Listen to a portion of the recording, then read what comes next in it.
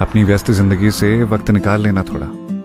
वो पहाड़ दिखाना है तुम्हें, बहता हुआ साफ पानी और आसमान दिखाना है तुम्हें। वहां की दुनिया बहुत खूबसूरत है यार। सुनो, मेरा बड़ा मन है, वो सुंदर संसार में ले जाना है तुम्हें।